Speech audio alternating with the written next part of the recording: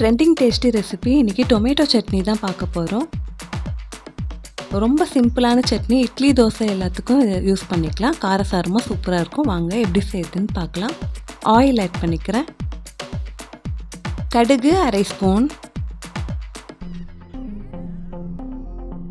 சீரகம் 1/4 ஸ்பூன், உளுத்தம்பருப்பு 1 ஸ்பூன். பருப்பு நல்லா ஃப்ரை ஆகட்டும்.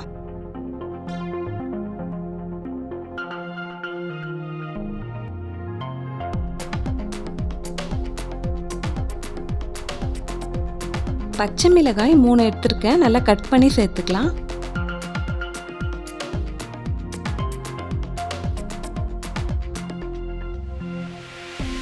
இருபது பல் பூண்டு எடுத்துருக்கேன். கட் பண்ணி சேர்த்துக்கலாம். தக்காளி சட்னியோட பூண்டு சேர்த்து சாப்பிட்டா சூப்பராக இருக்கும். பச்சை மிளகாய் கூட சாப்பிடலாம். இந்த அளவுக்கு நல்லா வதக்கிடலாம்.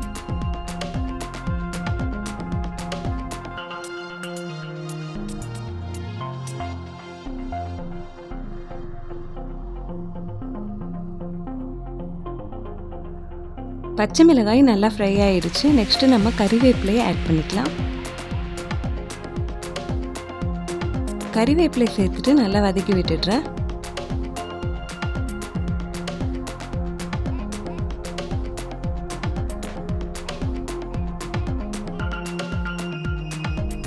மூணு வெங்காயம் கட் பண்ணி சேர்த்துக்கிறேன்.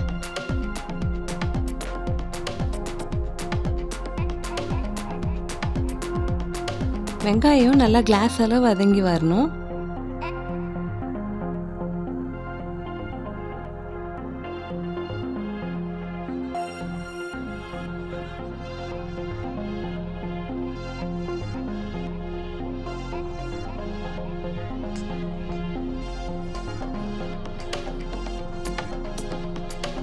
வெங்காயம் நல்லா கிளாஸ் அளவு வதங்கி வந்துடுச்சு. 3 தக்காளி குட்டி குட்டியாக கட் பண்ணி சேர்த்துக்கிறேன்.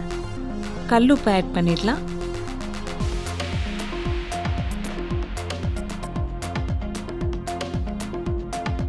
மஞ்சள் தூள் அரை ஸ்பூன். இப்போ இது எல்லாத்தையும் நல்லா வதக்கி விட்டுடுறேன். தக்காளி மேஷ் ஆகி வரணும்.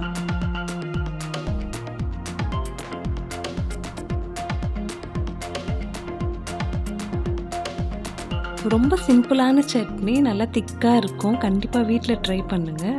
செஞ்சிங்கன்னா டக்குன்னு காலி ஆகிடும். எப்படி இருக்குன்னு மறக்காமல் கமெண்ட்டில் சொல்லுங்கள்.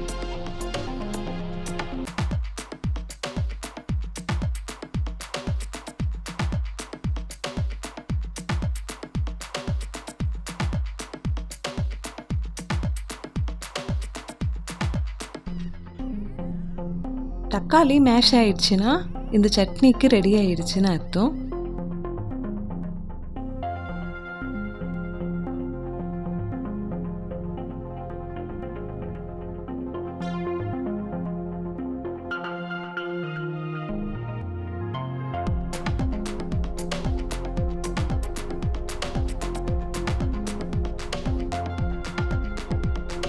தக்காளி மேஷ் ஆயிடுச்சு. நெக்ஸ்ட் மிளகாய் தூள் 1/2 ஸ்பூன் ஆட் பண்ணிக்கலாம்.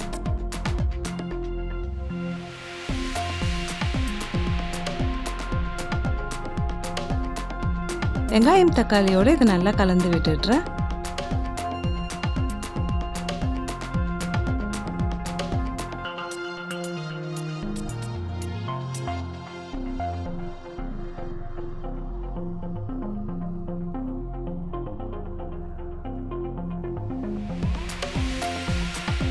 ரெண்டு கப் வாட்டர் ஆட் பண்ணிடலாம்.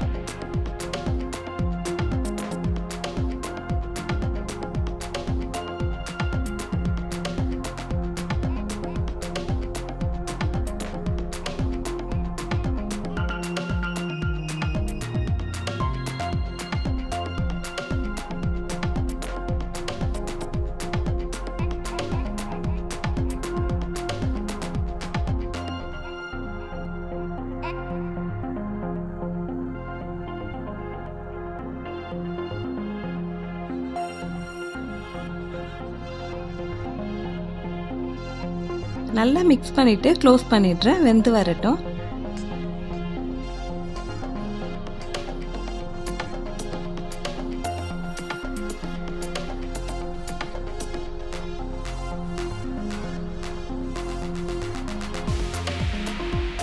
ருசியான தக்காளி சட்னி ரெடி ஆயிடுச்சு. கண்டிப்பா வீட்ல ட்ரை பண்ணிட்டு எப்படி இருக்குன்னு வந்து மறக்காம கமெண்ட்ல சொல்லுங்க. இந்த வீடியோக்கு ஒரு லைக் பண்ணிட்டு சேனலை சப்ஸ்கிரைப் பண்ண மறக்காதீங்க ஃப்ரெண்ட்ஸ்.